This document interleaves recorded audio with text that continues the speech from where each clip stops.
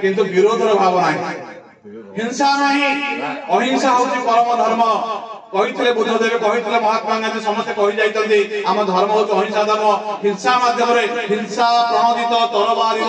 जय प्रकृत जय नुहे हृदय जय हूँ प्रकृत आमे समस्त सत्य शांति क्षमार बाणी द्वारा समस्त हृदय को जय करने चेष्टा करवा आज बाणी सहित